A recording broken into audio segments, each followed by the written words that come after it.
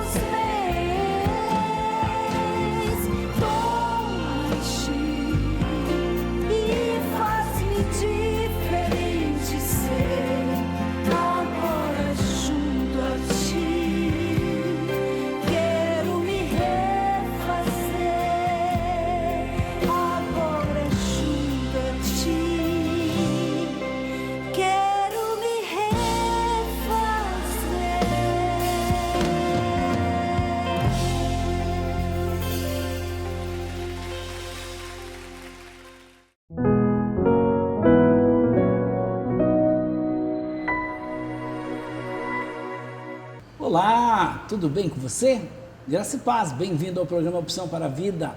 Eu sou o pastor Joaquim de Andrade, diretor do CREA. CREA é Centro Religioso de Estudos e Informações Apologéticas. Dando continuidade ao nosso programa, nós fizemos a parte 1 sobre o islamismo, vamos entrar hoje na parte 2 para falarmos sobre quem é Deus, a Trindade, Jesus Cristo e outras doutrinas do islamismo, tá bom? Então vamos lá, você sabe que qualquer muçulmano vai chamar Deus de Alá, mas quem é Alá? Então o Deus dos muçulmanos é chamado de Alá, ele é único, eles chamam de Unahid, né? Não tem parceiro, não tem ninguém igual a ele, né? Por acreditar então que Deus não tem filho, eles não podem chamar Deus de pai, sabia disso? Diferentemente dos cristãos, que creem que Deus é pai. João 12, a todos quanto receberam, deu-lhes o poder de serem feitos filhos de Deus, a saber, os que creem no seu nome. Também em 1 João capítulo 3, verso 1 e verso 24. Bom, se os muçulmanos têm essa visão de Deus, você já deve imaginar o que os muçulmanos acreditam com relação à Trindade. Então o islamismo nega a doutrina da Trindade. Eles dizem assim, isso está no Alcorão. Alcorão, capítulo 4, verso 171. Não digais Trindade, abstendo-vos disso, que será melhor para vós. Sabei que Deus é um, glorificado seja. Como fica textos como Gênesis 1, 26 e 27. Façamos o homem a nossa imagem, conforme a nossa semelhança. Desçamos, confundamos. Com quem Deus está falando aí? Mateus 3, 16 e 17. Sendo Jesus batizado, saiu logo das águas. E o que aconteceu? Abriram-se os céus, o Espírito veio na forma de uma pomba. A voz do céu disse, este é meu filho amado, em quem me comprazo. Mateus 28, 19, batizando-os em nome do Pai, do Filho e do Espírito Santo. 2 Coríntios 13, 3. 1 Pedro, capítulo de número 1, verso 2. E aí eu poderia ficar aqui citando várias outras escrituras. Quando o islamismo nega a doutrina da Trindade, claro que está negando a essência de Deus.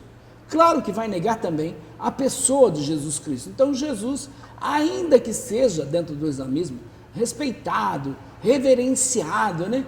É segundo eles, um dos maiores profetas, né? Um dos maiores mensageiros de Deus para a humanidade. Mas ele não é maior do que Maomé. Muhammad é maior do que qualquer outro profeta. Então eles creem que Jesus nasceu da Virgem, a Virgem Maria. Contudo, ele não pode ser considerado filho de Deus. Por quê? Porque num sentido especial, como o cristianismo atribui, o islamismo não crê nisso. Negam também sua divindade, bem como sua morte na cruz, e assim, consequentemente, negam o seu sacrifício vicário, a redenção do gênero humano por meio da sua morte, que são sustentáculos aí, eu diria, da fé cristã. Então isso se dá devido ao fato de que o retrato feito de Jesus no Alcorão é baseado nos evangelhos apócrifos. Lembra que eu falei aqui no programa anterior que o muçulmano, o islamismo, Maomé, teve um contato com os primitivos cristãos? Então, o evangelho apócrifo foi rejeitado pelo cristianismo. Eles não são canônicos, tá? Então a gente sabe muito bem disso. E aí vem a questão da ideia da encarnação. Dentro do cristianismo, Jesus Cristo, né, parece então aos olhos do muçulmano como algo sendo degradante, diminui a pessoa de Deus, diminui a transcendência de Deus. Logo os muçulmanos negam a sua divindade, negam que o Filho de Deus, Jesus Cristo, é o Filho de Deus encarnado, eles negam isso, negam então a expiação e crucificação. Jesus não morreu numa cruz pelos nossos pecados. Agora, Isaías capítulo 9, verso 6, menino nos nasceu, um filho se nos deu, o principesco virá estar sobre os seus ombros, será chamado de maravilhoso, conselheiro, Deus forte, Pai da eternidade e príncipe da paz. Então a Bíblia tem inúmeras passagens provando que Jesus é Deus, que Jesus é o Filho de Deus encarnado, que o sacrifício dele é suficiente para perdão dos nossos pecados. E o islamismo vem também com uma doutrina da predestinação. Maomé, ele ensinou que Deus é quem escolhe, que Deus é soberano, que ele faz o que ele quiser, ele salva quem ele quiser, ele condena também quem ele quiser. Então, o islamismo diz que Deus determinou tudo de antemão. Tanto o mal quanto o bem, segundo o islamismo, vem de Alá, provém de Alá. Bom, Romanos 2,11 refuta isso. 1 Timóteo 2,4, aliás, 1 Timóteo 2,4 é um texto muito forte contra isso. João 3,16, 17, Deus amou o mundo de tal maneira, deu seu Filho unigênito, para que todo aquele que nele crê não pereça, mas tenha a vida eterna. Então, 2 Pedro 3, verso 9, João 24, 15, e aí vai. Então, a salvação dentro do islamismo não depende do sacrifício de Cristo. A salvação no Islã depende de uma aplicação, eu diria, dos 5 pilares sobre os quais o Islã está aí fundamentado, a saber que seria a fé, né, que seria o Shahadá, a oração, que seria o Salat, a caridade, que seria o Zakat, o jejum, que seria o Siwan, e a peregrinação à Meca, que seria o Hajj. Então, veja, o muçulmano tem que cumprir com esses 5 pilares. Então, o islamismo ensina uma salvação por meio das obras na entrega da pessoa à vontade de Alá. A Bíblia diz que ninguém vai ser salvo por obras, não. Gálatas 4, verso 4 a 5. Também Romanos capítulo 1, verso de número 17. Isaías 64, verso 6. E aí vem uma outra questão, que é a questão de vida após a morte no Islã. Então, o Islã prega aí a sobrevivência da alma após a morte, e aí morte física, e o dia do juízo final.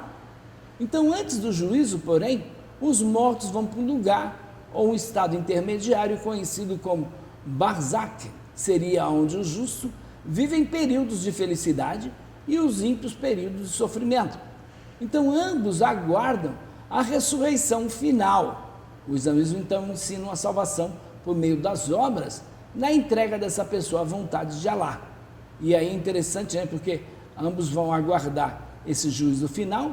Os que reconhecerem que não há outra divindade além de Alá, que Deus é Alá e Alá tem um profeta, que Maomé é o seu mensageiro, né? Então esse é um resumo de tudo que o muçulmano deve crer. E receberão, segundo o islamismo, as alegrias do paraíso, eternamente contemplarão, segundo o islamismo, o próprio Deus.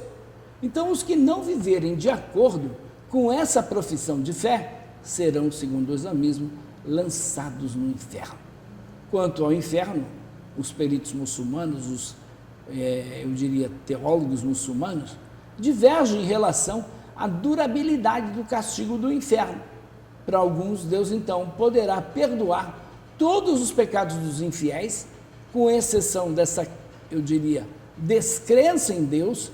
Para outros, contudo, haverá uma salvação universal, ou seja, todos serão perdoados, até mesmo os que cometeram o pecado da descrença em Deus. Então, o islamismo tem também a crença nos anjos. O islamismo ensina que Deus criou todos os anjos e que a maioria eram má, criou Gabriel, criou Satã, e aí vem a questão desses 5 pilares que são importantíssimos para o islamismo.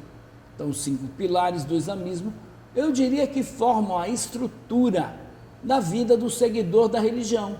São eles, então: pronunciar a declaração de fé intitulada de Shahadá. O que seria o Shahadá? Não há outra divindade além de Deus e Mohammed é o seu mensageiro. Também, eu diria que, além disso, o muçulmano tem que realizar 5 orações obrigatórias durante cada dia, no ritual chamado de Salat. Então, nesse ritual de Salat, o muçulmano tem que orar 5 vezes. Meu irmão, quantas vezes você está orando por dia? O muçulmano ora 5, e você? Também as orações servem aí como uma ligação direta do muçulmano com Deus, que seria para ele Alá. Então, como não há autoridades hierárquicas, como padre, pastores, bispo, etc., um membro da comunidade com um grande conhecimento do Corão pode dirigir as orações. E os versos são sempre recitados em árabe e as súplicas, então, pelas pessoas são feitas aí no idioma de escolha do muçulmano. As orações são feitas no amanhecer, ao meio-dia, no meio da tarde, ao cair da noite e à noite. E não é obrigatório o muçulmano orar na mesquita. O ritual pode ser cumprido em qualquer lugar. Deu horário, muçulmano para o carro, muçulmano para as suas atividades, para fazer o quê? Cumprir com a sua obrigação religiosa, tá? Então não é obrigatório orar na mesquita. O ritual pode ser cumprido em qualquer lugar. Então ele tem que fazer o que puder para ajudar quem precisa no chamado zakat. A caridade, então, é uma divulgação, eu diria, o islamismo faz isso abertamente, só perto da minha casa, a comunidade islâmica distribui mais de 100 cestas básicas. É incrível como eles ajudam as comunidades carentes. Então, a caridade é uma obrigação do muçulmano, mas deve ser voluntária e também, de preferência, em segredo. Os muçulmanos não ficam colocando no jornal da cidade que eles distribuíram tantas cestas básicas e assim por diante. Então, o muçulmano deve doar uma parte da sua riqueza anualmente e uma forma de mostrar que a prosperidade não é da pessoa, a riqueza é originária de Deus e é retornada para Ele, então retorna para Deus. Também jejuar durante o mês sagrado do Ramadã, 40 dias. Todos os anos, 40 dias, o muçulmano tem que jejuar. Nesse período, todo muçulmano deve permanecer em jejum do amanhecer até o anoitecer, abstendo-se aí de bebidas e também de sexo, de álcool, de tabaco, né, de cigarro, enfim.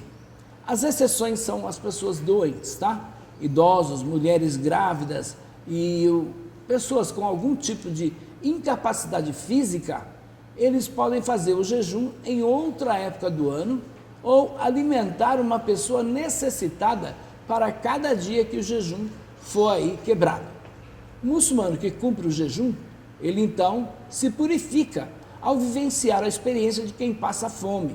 No fim do Ramadã, o muçulmano celebra uma festa que é chamada de Eid al-Fitr, uma das duas principais festas do calendário muçulmano. E ele também tem que realizar a peregrinação a Meca, que seria o Hajj. Ou seja, todo muçulmano com saúde e com condição financeira favorável, ele tem que realizar uma peregrinação pelo menos uma vez na vida. Então, todos os anos, cerca de 2 milhões de pessoas de todas as partes do mundo se reúnem em Meca, sempre com vestimenta simples, para eliminar aí essa diferença de classes e cultura. Todo mundo vai ali de branco. No fim da peregrinação, há um festival do Eid al-Adha, com orações e trocas de presentes. É a segunda festa mais importante do muçulmano. Agora, eu destacaria aqui um outro pilar do islamismo, que seria a Guerra Santa, o Jihad. Segundo a cultura islâmica, segundo a fé islâmica, o dever requer que, quando em guerra santa, os homens devem participar, a fim de quê? De propagar o islamismo, de defendê-lo contra os infiéis. E segundo também o islamismo, aquele que morrer na jihad fica assegurada a vida eterna no paraíso. Então, um muçulmano que não é fiel a Deus hoje, mas ele vai para uma guerra santa dessa aí, para ele é garantido o paraíso de Alá, com as suas 74 donzelas, mel, bebida e vinho, etc. Tá? Bom, a questão da Sharia é uma outra questão também que pega muito dentro do islamismo, é a lei religiosa do islamismo. Como o muçulmano não vê distinção entre o aspecto religioso e o resto da sua conduta pessoal, a lei islâmica não trata só de rituais e crenças, mas também de todos os aspectos da vida cotidiana. Apesar de ter passado por eu diria, detalhado processo e formatação também, a lei islâmica ainda é aplicada de formas variadas ao redor do mundo. Os países adotam a Sharia, têm interpretações mais ou menos rigorosas dela. Na Arábia Saudita, por exemplo, vigora uma das mais, eu diria, conservadoras versões da lei islâmica. No Afeganistão, por exemplo, da época da milícia do Talibã, teve aí a mais dura e radical aplicação da Sharia nos tempos modernos. Proibia música, outras expressões culturais, esportivas, restringia gravemente todos os direitos das mulheres e ordenava punições bárbaras. Então a Sharia, porém, é adotada formalmente numa minoria de países com grande população islâmica. E aí vem as construções das mesquitas, reservadas então este local como local de oração dos muçulmanos. São chamados de mesquitas ou também de masjids. Os prédios então não precisam ser especificamente construídos com esse fim, mas qualquer local aonde a comunidade muçulmana se reúne para orar é uma mesquita. Há dezenas de milhares de mesquitas no mundo e elas vão desde construções mais esplendorosas, como eu conheci, por exemplo, a mesquita lá no Marrocos, e o rei do Marrocos, ele propaga a fé islâmica ajudando os países pobres, sabia disso? Guiné-Bissau, um dos países mais ajudados pelo Marrocos. Então há dezenas de milhares de mesquitas. Eu tive também na Turquia. Você vai numa estrada e roda quilômetros e não encontra uma igreja cristã. Mas você rodando ali, cada esquina tem uma mesquita, é incrível.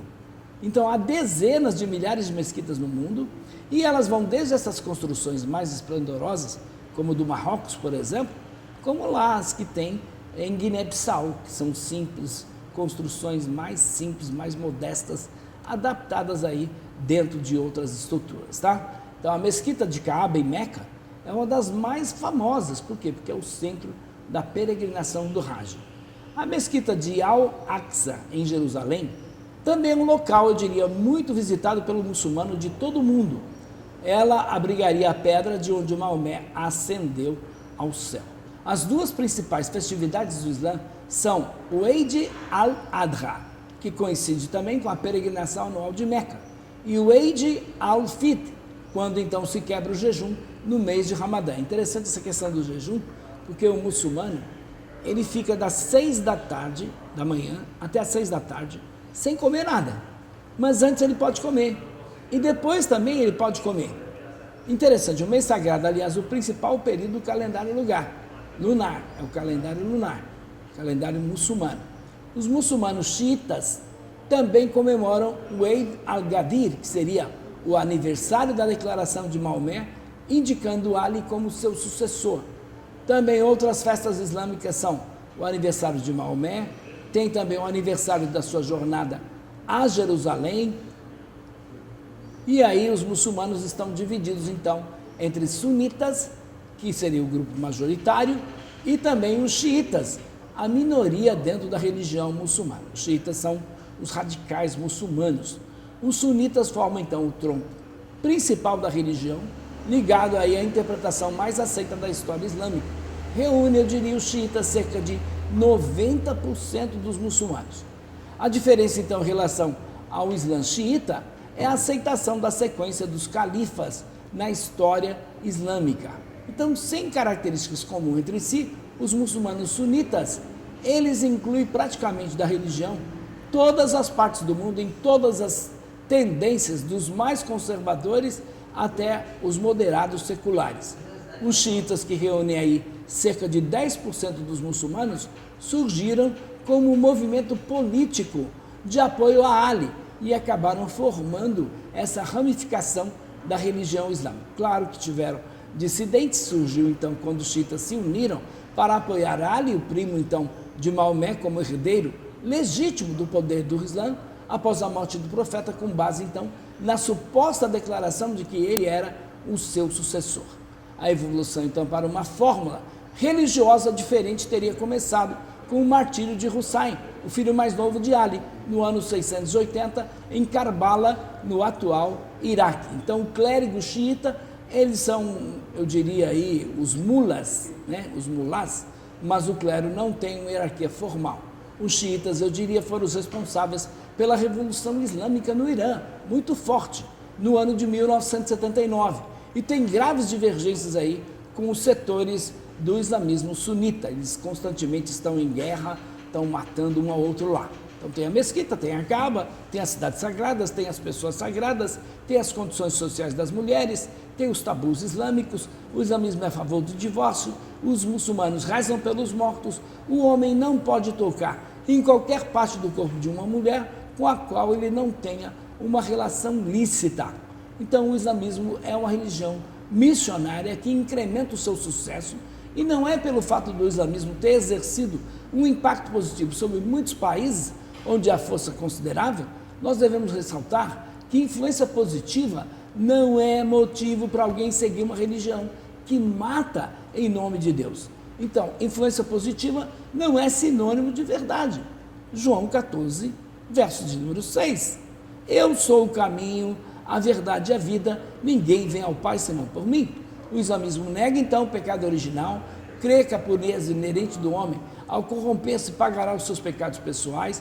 O Islã tem um calendário próprio, eles então contam o ano de 622 como sendo o ano número 1, seu calendário é lunar, tendo seu ano aí, portanto, 354 dias. Isso é um resumo do que é a fé islâmica, com toda certeza, muito divergente da fé cristã. Que Deus abençoe, fiquem na paz. Espero que você, internauta, telespectador, tenha sido profundamente esclarecido a despeito da palavra ministrada pelo pastor Joaquim Andrade. Há muita gente que hoje está confusa, suas mentes cheias de dúvidas, porque não sabem onde está a verdade. A verdade está nas Escrituras Sagradas. A verdade absoluta. Jesus mesmo disse: eu sou o caminho, a verdade e a vida, e ninguém vem ao Pai a não ser por mim. Lembre-se que Jesus usou o artigo definido: eu sou o caminho, eu sou a verdade, eu sou a vida, e ninguém vem ao Pai a não ser por mim. Então a verdade é Jesus. Você que talvez esteja com a sua mente cheia de dúvidas e não tem ainda encontrado a verdade é Jesus, a verdade absoluta. Agradecemos a todos que estiveram conosco, esperamos em Deus nos reencontrarmos amanhã para a realização de mais um programa Opção para a Vida. Que todos recebam as bênçãos do Pai, do Filho e do Espírito Santo, e até o nosso próximo programa, se Deus quiser.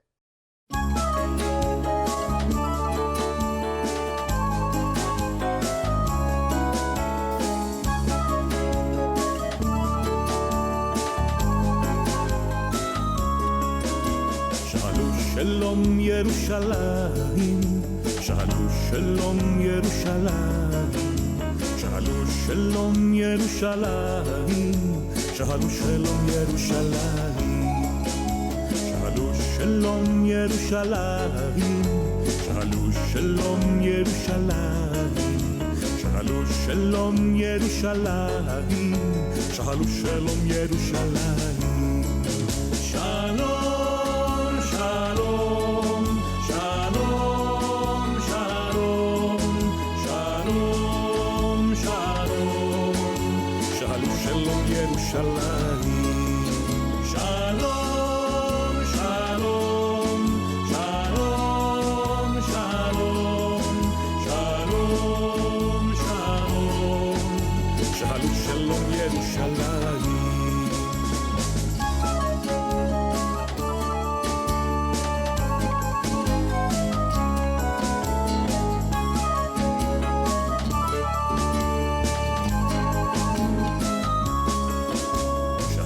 שלום ירושלים, שאלו שלום ירושלים, שאלו שלום ירושלים, שאלו שלום ירושלים, שאלו שלום ירושלים, שאלו שלום ירושלים, שאלו שלום ירושלים, שאלו שלום ירושלים.